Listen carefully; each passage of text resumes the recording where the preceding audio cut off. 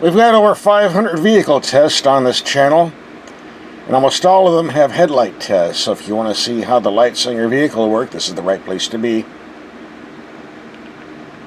Volkswagen sent us an Atlas SUV to drive. This is a nice big one. We already did a road test on this with all the fuel economy numbers, but here we're doing night drive and headlight test only. If you want to see the full road test, we'll have a link for that at the end of this video.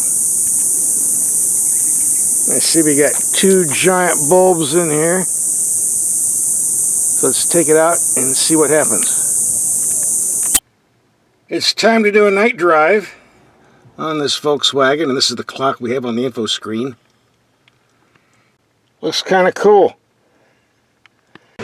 But you start the vehicle up, the clock goes away. I guess there's a way to pull it up. But we're here to look at headlights and do night drive, not check out the info screen. Did that in the other video. So let us proceed. It's dark enough to check out these lights, and I see the VW emblem on the grille lights up, among other things. Got the low beams on right now, but both bulbs are lit up. Now we switched on the high beams. Here's what the rear looks like. Plenty of light here. And the VW emblem lights up on this one too, so people know you're driving a Volkswagen.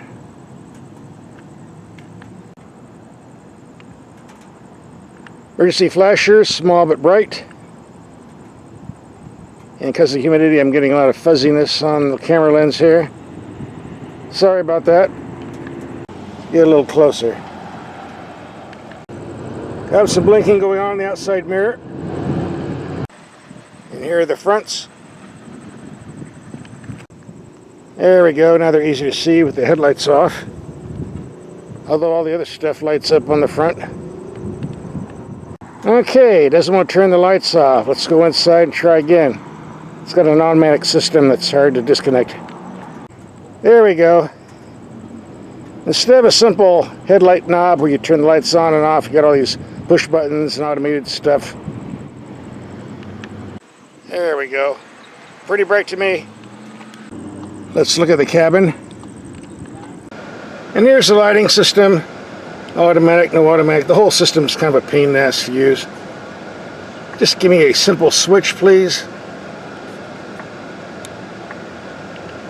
Well, the cabin does light up pretty good. Got a nice gauge cluster. A large info screen. I think it's 12.3 inches on the spec sheet. Lights on the roof are extremely small but very potent. The camera system looks great in the daytime, a bit on the dark side in the evening.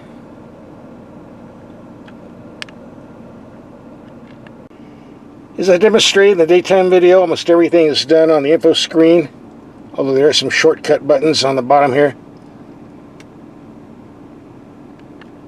I was trying to find a program to disconnect the auto-dimming mirrors, but haven't found anything yet.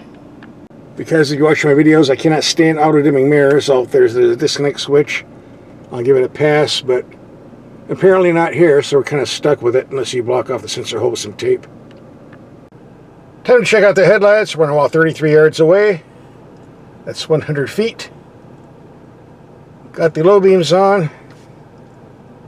Height seems decent. The brightness is decent. That's the typical 50-50 split.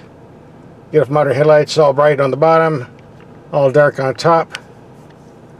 Go to high beam. Strong in the middle, not a wide spread.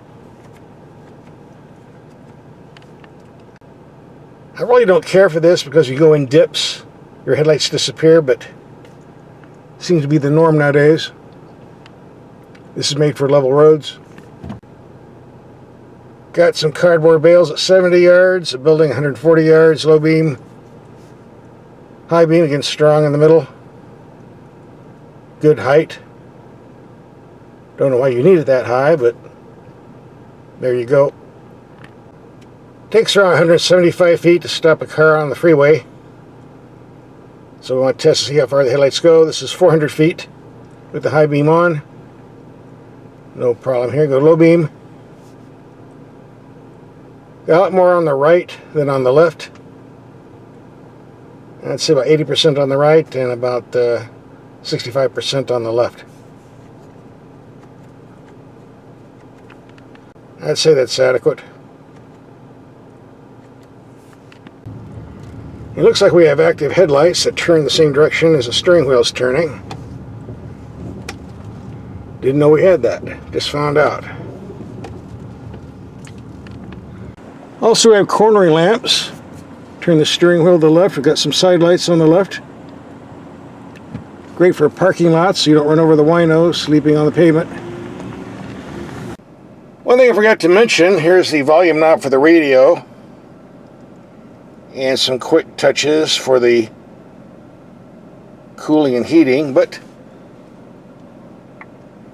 you can't see them in the dark.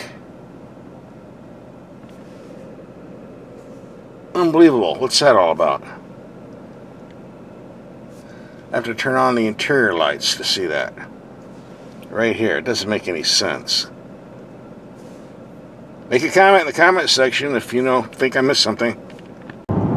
Let's light up some freeway signs since we're already here. Low beam, high beam.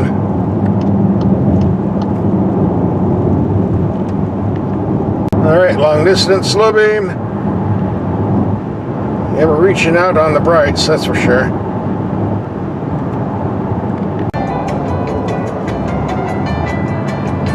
Okay, so these are pretty good. Lighting up the instruction signs. And that's all, folks. These headlights are more than adequate for city driving or freeway driving, especially if you have the brights on.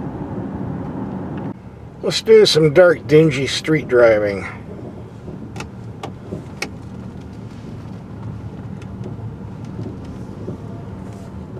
Low beam, kind of dark down there. High beam.